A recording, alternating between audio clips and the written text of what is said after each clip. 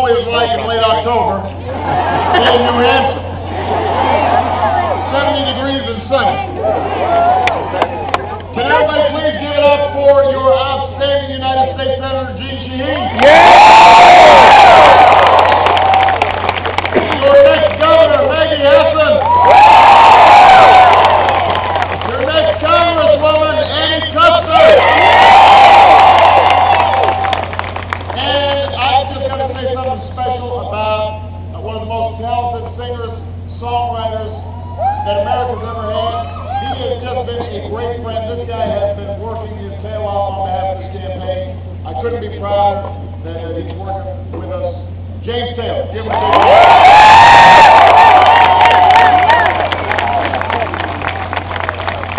I'm on your back. 10 days, New Hampshire. 10 days. 10 days, and you'll be stepping into a voting booth and making a defining choice about the future of our country. Not just a choice between two candidates or two political parties, it is a choice between two fundamentally different visions for America. We believe in the values that built the largest middle class, the strongest economy the world's ever known. The promise that hard work will pay off. The promise that responsibility will be rewarded. The idea at the core of this nation that no matter who you are, no matter where you come from, no matter what you look like, this is a country where everybody gets a fair shot and everybody does their fair share. Everybody plays by the same rules. That's what we believe here in America. We believe that we are endowed by our Creator with certain inalienable rights. We insist on personal responsibility. We don't believe anybody's entitled to success. We know we all have to earn it.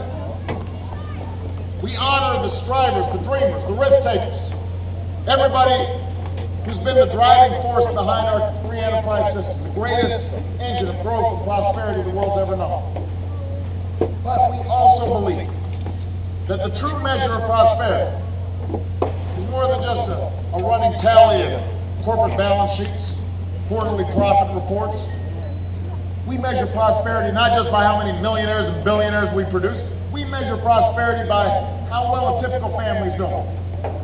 By whether our kids are getting a great education and can go as far as their dreams and hard work will take them. We understand that in this country, people succeed when they've got a chance at a decent education, when they can learn new skills. And by the way, so do the businesses that hire them, or the companies that they start. We believe our economy grows when we support research into medical breakthroughs, or new technology like clean energy and fuel-efficient cars. We know that our country is stronger when we can count on affordable health insurance and Medicare and Social Security. When we protect our kids from toxic dumping and mercury pollution. When there are rules in place to make sure that we aren't taken advantage of by credit card companies or mortgage lenders or unscrupulous financial institutions. We know we're better off when politicians in Washington aren't allowed to make decisions about health care that women are perfectly capable of making.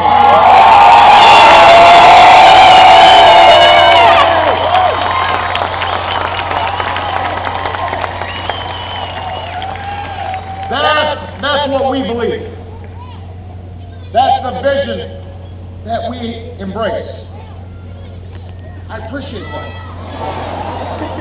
Governor Romney now, he's got an entirely different view about what this country's about. Don't move! Vote! Now, he's been running around saying he's got a 5-point plan for the economy. Turns out it's a 1-point plan. Folks at the very top get to play by a different set of rules than you do. They get to pay lower tax rates, outsource jobs. They want to let Wall Street run wild, make reckless bets with other folks' money. That was his philosophy when he was the CEO. That was his philosophy as governor. And As President Clinton said, he does have a lot of brass, because he's not talking about big change, but all he's offering is a big rerun of the same policies that created so much hardship for so many Americans. And Governor Romney's been out here making a lot of last-minute promises lately. Said he's all about fighting for the middle class. Says he'd cut taxes for everybody and ask something from nobody. But the problem is, we've heard those promises before.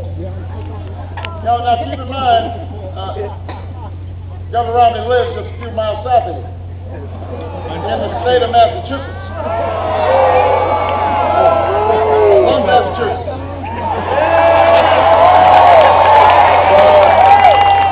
But during Governor Romney's campaign for governor down there, he promised the same thing he's promising now. Said he'd fight for jobs and middle-class families. But once he took office, he pushed through a tax cut that overwhelmingly benefited 278 of the wealthiest families in the state. And then he raised taxes and fees on middle-class families to the tune of $750 million. Does that sound familiar to you? Now, when he's asked about this, he says, no, these weren't taxes, these were fees. What's the difference? There were higher fees to be a barber, higher fees to become a nurse. There were higher fees for gas. There were higher fees for milk. There were higher fees for blind people who needed to get a certificate that they were blind. He raised fees to get a birth certificate, which would have been expensive for me.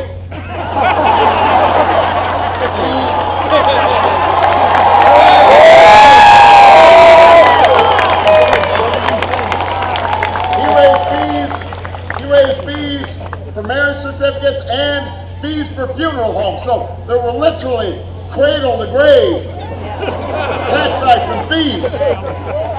And when he left office, there were only 3 states in the country that created fewer jobs than Massachusetts. And by the way, one of them was Louisiana, that had been hit by Hurricane Katrina. He talks a lot about small businesses, still talks about it. Says, I'm a business guy, I know about small businesses. Massachusetts, when he was governor, ranked 48 in small business creation. And one of the 2 states that ranked lower was Louisiana, that had gotten hit by Hurricane Katrina. So, this is a guy who has a track record of saying one thing and doing something else. On the other hand, when I ran 4 years ago, I made promises too. I promised to cut taxes for middle-class families, and I did, by $3,600. I promised to cut taxes for small business owners, and I did, 18 times.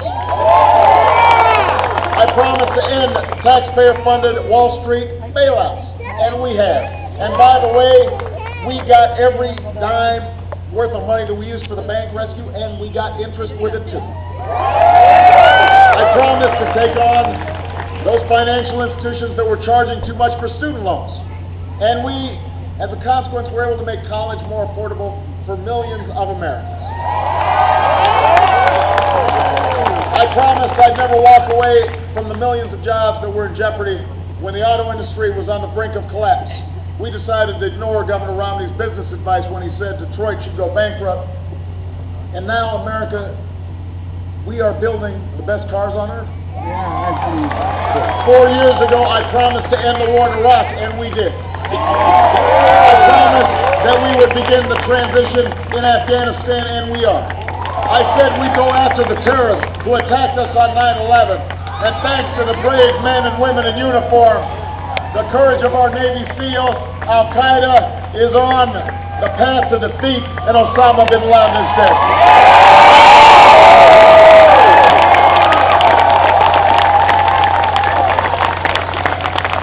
After losing 9 million jobs under the theories that Governor Romney is now promoting, our businesses, under the ideas we've been working with, have added more than 5 million new jobs over the last 2.5 years. Manufacturing Highest job growth in manufacturing since the 1990s. The unemployment rate is falling.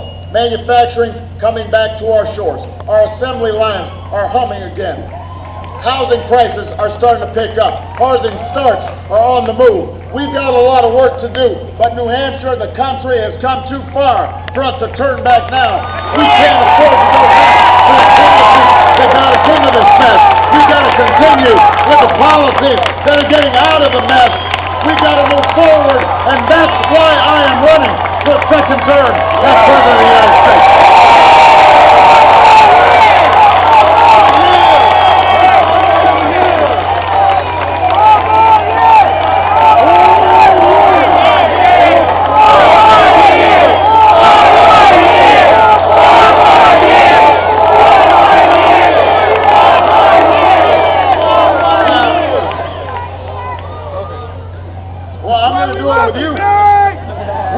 Together.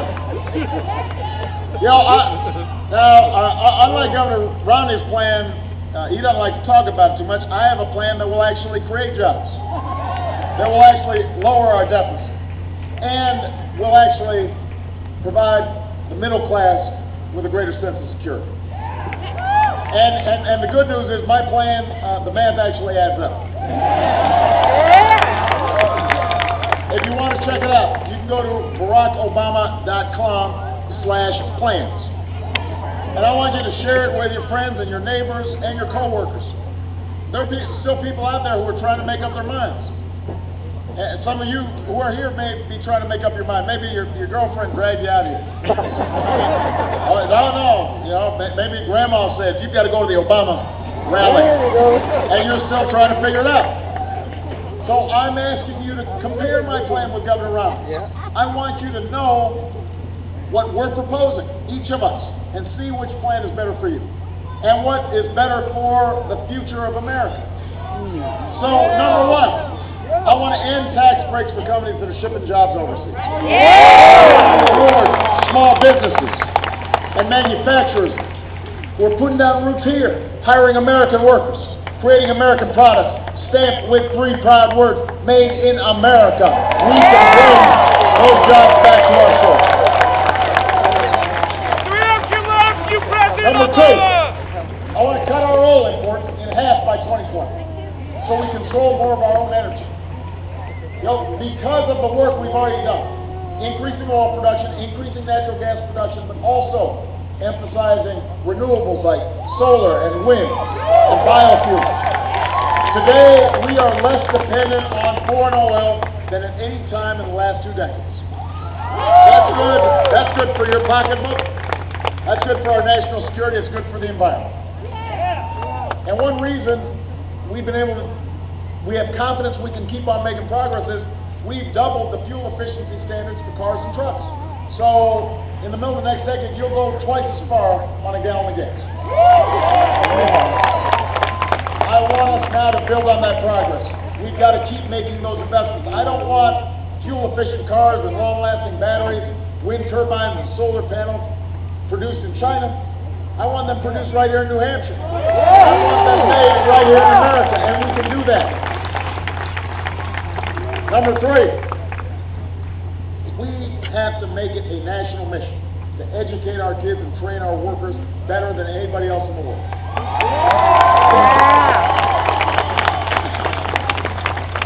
I want to recruit 100,000 new math and science teachers because we know that's an area where we can't afford to fall behind. I want to train 2 million workers at our community colleges for the skills that businesses are hiring for right now. And I want to work with colleges and universities to make sure that tuition does not keep on going up because our young people can't afford the debt that they are taking on, and that's something we can do.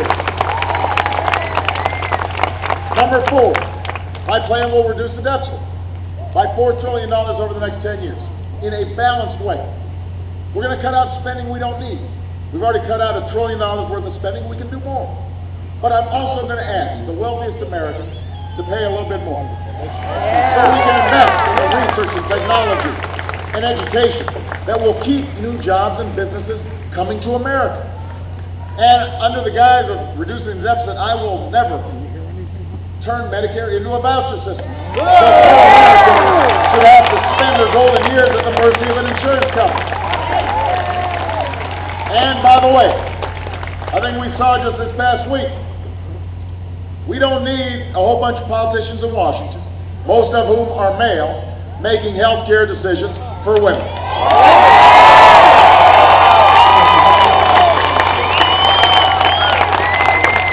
I don't think your boss or your insurance company should be making those decisions either. I believe women should be making their own health care decisions.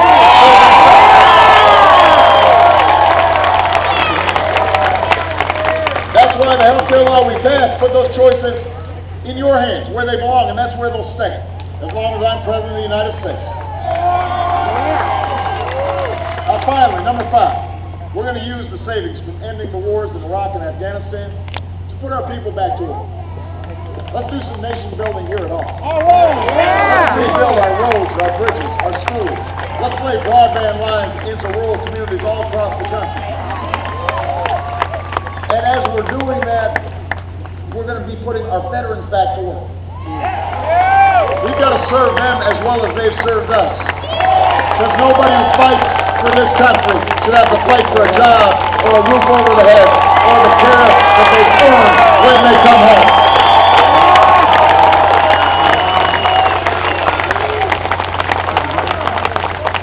So that's the plan we need, New Hampshire. That's how you build a strong, sustainable economy. That's how you make sure the middle-class jobs that pay a good wage are out there. That's how you encourage new businesses to start here and stay here in America. That's how you increase take-home pay, not just by talking about it. That's how you build an economy where everybody who works hard can get ahead. And that's what we can do together. But here's the thing, New Hampshire, it's now up to you. It's your choice. It's up to the young people who are here to choose a future that is worthy of all your dreams. It's up to the not-so-young people here, including me. I'm included in that category. To make sure we're leaving the kind of America we want for future generations. You know, you can choose the top-down policies that got us into this mess. But I think we need to build on the policies that are helping us to make real progress all across this country. You can choose a foreign policy that's reckless and wrong, or you can choose the kinds of leadership that I've provided, that's steady and strong. You can choose to turn back the clock 50 years for women and immigrants and gays, or in this election, you can stand up for that basic principle enshrined in our founding documents that all of us are created equal. Black, white, Hispanic, Asian, Native American, young, old, rich, poor, gay, straight, able, disabled, no matter who you are, no matter what you look like, no matter where you come from, you've got a place in America. You can make it here if you try. That's what we believe.